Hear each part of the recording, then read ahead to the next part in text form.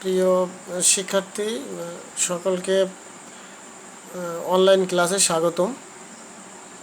আজকে আমরা অনলাইন ক্লাসে সকলকে স্বাগতম।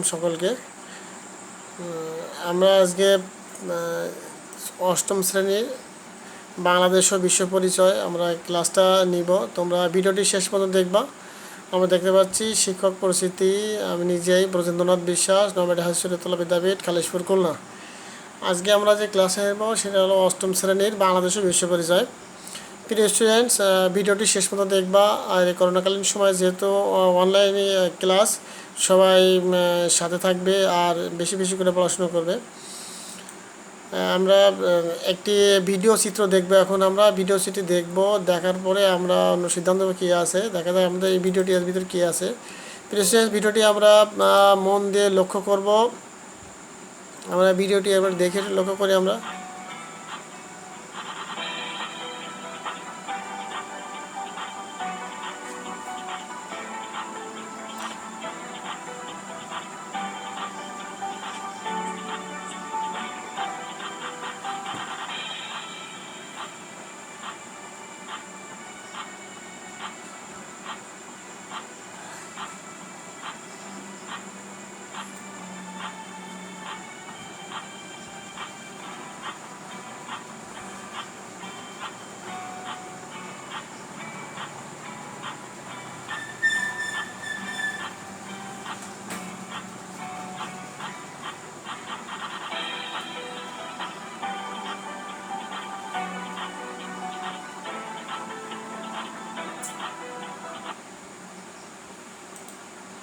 প্রিয় শিক্ষার্থী, আমরা ভিডিওটি মনোযোগ সহকারে দেখলাম। আমরা কি দেখতে পেলাম ভিডিওতে? আমরা দেখতে পেলাম সংস্কৃতি ও শিল্পকলার কিছু ছবি আমরা দেখতে পেলাম। যদি সংস্কৃতি ও শিল্পকলা অনেক ছবি আমরা এখানে দেখেছি, অনেক গ্রাম বাংলার দৃশ্য দেখেছি, তাদের বিভিন্ন কাপড় বোনা দেখেছি আমরা। তাহলে আজকের পাঠ আমাদের কী হবে? তাহলে আজকের পাঠ আমাদের কী হবে? বাঙালি সংস্কৃতি ও শিল্পকলা। প্রিয় স্টুডেন্টস, তাহলে আজকে আমরা কী নিয়ে আলোচনা করব? বাঙালি সংস্কৃতি ও শিল্পকলা। প্রিয় স্টুডেন্টস, আমরা এই ছবিগুলো একটু খেয়াল করি। একটা ছবি দেখতে পাচ্ছি আমরা এখানে একটি, এটা কি মনে হচ্ছে যে হোলি খেলার একটি দৃশ্য। এই যে গায়ের বধূরা হোলি খেলায় ব্যস্ত।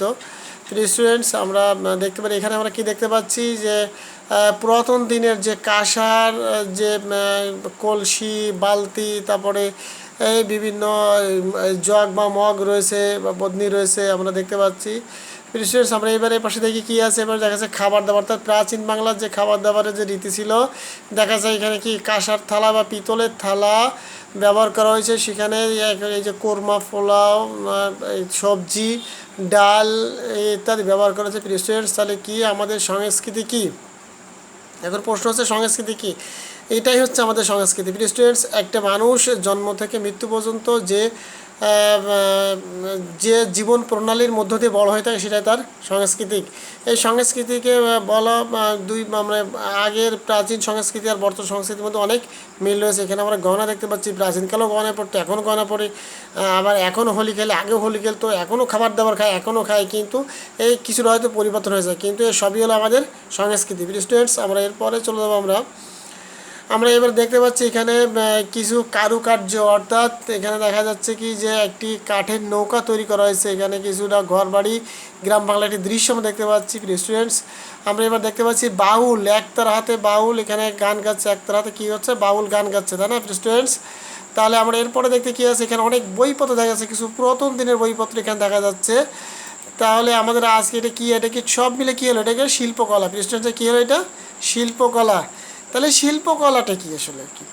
অর্থাৎ প্রাচীনকালের মানুষ বা প্রাচীনকাল থেকে বর্তমান মানুষ যে হাতে তৈরি যে সকল জিনিসপত্র ছিল বা যে কি কালচার, গান টান যে ছিল, এগুলো সব হলো আমাদের শিল্পকলার একটি অংশ। এরপর আমরা দেখব কি, আমরা একটি দেখতে পাচ্ছি একটি খড়ের ঘর, অর্থাৎ গ্রাম বাংলার একটি দৃশ্য সম্ভবত।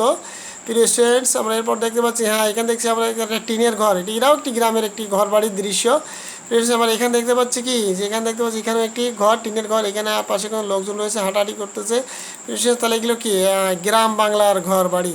তাহলে এগুলো কি হলো? সব গ্রাম বাংলার ঘর বাড়ি। তাহলে আমরা গ্রাম বাংলার ঘরবাড়ি কি আমাদের সাংস্কৃতিক যে ঐতিহ্য ছিল বা শিল্পকলার ঐতিহ্য সেটা দেখতে পাচ্ছি।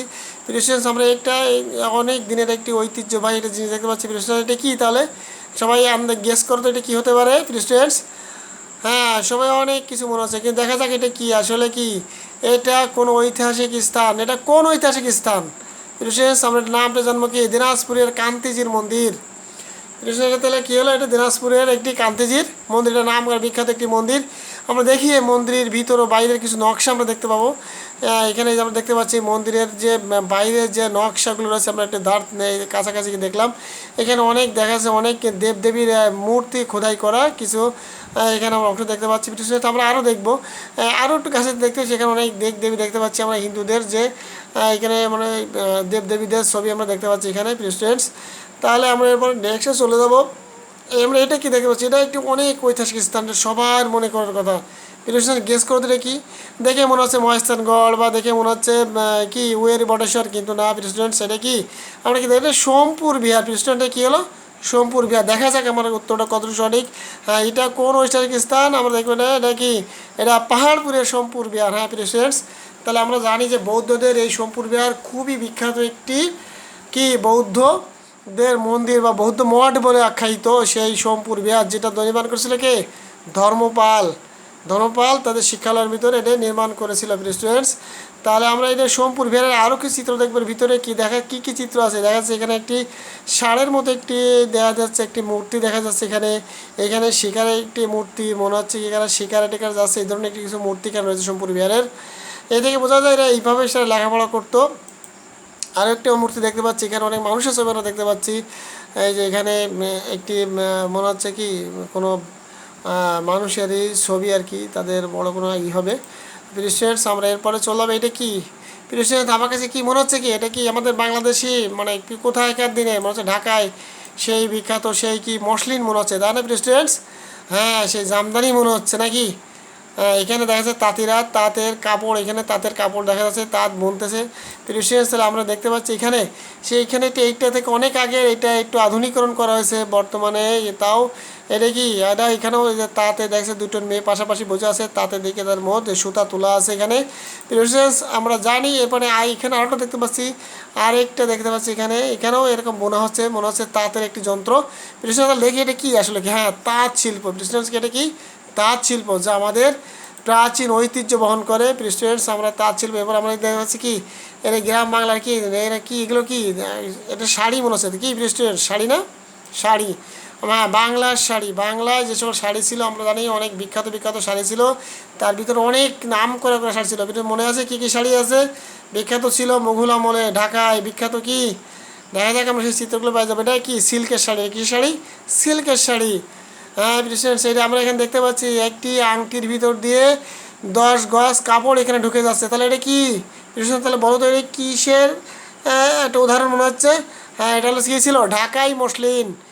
মসলিন শাড়ি, অর্থাৎ ঢাকাই মসলিন শাড়ি। এটা বিখ্যাত ছিল কী জন্য, এটি কেমন এত মিহি ছিল যে একটি আংটির ভিতর দিয়ে 10 গজ মসলিন সেটা আমাদের তাঁতিরা নিয়ে তৈরি করেছিল, যা খুব খুব এটা মিহি ছিল। আমরা দেখেছি এটা এখানে আরেকটা জিনিস করছে কি, এটা কি কারিগর্য খচিত কি, এটা জামদানি শাড়ি। এটা আমরা জানি জামদানি শাড়ি আজও আছে, আমাদের মেয়েদের খুবই পছন্দ জামদানি শাড়ি, যা কুষ্টিয়ার কুমারখালীতে হয়ে থাকে। প্রিন্টের আমরা দেখতে পাচ্ছি, এখানেও একটা দেখতে পাচ্ছি আমরা বর্তমানে আধুনিক যে প্রিন্টের শাড়ি, সেটা কি, এটা কি, এটা হলো গরজ শাড়ি। প্রিন্টের আমরা এই যে সকল দেখলাম এগুলো সব আমাদের কি কারুশিল্পের অন্তর্গত কিছু একটা বিষয়গুলো আমরা দেখছি। আমরা চারুকরণ একটা বিষয় দেখতে পাচ্ছি এখানে, আমরা দেখতে পাচ্ছি এখানে হাতে তৈরি শিকা, এই যে বিভিন্ন হাঁড়িতে রং করা হচ্ছে। প্রেসিডেন্টস, আমরা খেয়াল করি এখানে দেখতে পাচ্ছি আমরা অনেক বাসন কোসন যেগুলো আমাদের কারুশিল্পের অন্তর্গত। প্রেসিডেন্টস, এখানে দেখা যাচ্ছে হাতে তৈরি করা মূর্তি, মাটিতে তৈরি করা, পিতলের তৈরি করা ইত্যাদি মূর্তি এখানে দেখতে পাচ্ছি আমরা। এখানে দেখতে পাচ্ছি যে কুমাররা যে জিনিসপাতি তৈরি করেছিল, হাঁড়ি মাটির হাঁড়ি পাতিল, এইগুলো দেখা যাচ্ছে। তাহলে এগুলো কী প্রেসিডেন্টস, এগুলো বাংলার কারুশিল্প। দেখো প্রেসিডেন্টস, তাহলে এগুলো কি বাংলার কারুশিল্প। তাহলে আমরা আগে পেয়েছিলাম বাংলার লোকশিল্প, কারুশিল্প, এই সবই আমাদের দৃশ্যশিল্পের অন্তর্গত। স্টুডেন্টস, দৃশ্যশিল্পের অন্তর্গত। হ্যাঁ প্রিয়, আমরা এটা কী দেখতে পাচ্ছি, এটা আমরা কি দেখতে পাচ্ছি, একটি বিরাট ঐতিহাসিক স্থান, যা অনেক আগে তৈরি করেছিল। কে তৈরি করেছিল, হ্যাঁ এটা লালবাগ কেল্লা যে তৈরি করেছিল শায়েস্তা খান। তোমরা মনে করে দেখো শায়েস্তা খান, সম্রাট শায়েস্তা খান সুবেদার শায়েস্তা খান, ইনি ছিলেন মুঘলদের একজন সুবেদার।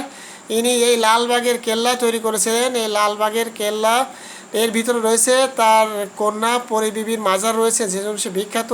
আমরা দেখি এর আরও কিছু চিত্র আমরা দেখতে পাবো। এখানে দেখতে পাচ্ছি আমরা, এটা কি, এইটা আমরা এখানে দেখতে পাচ্ছি অনেক বড় একটি মসজিদ। এটার নাম কি?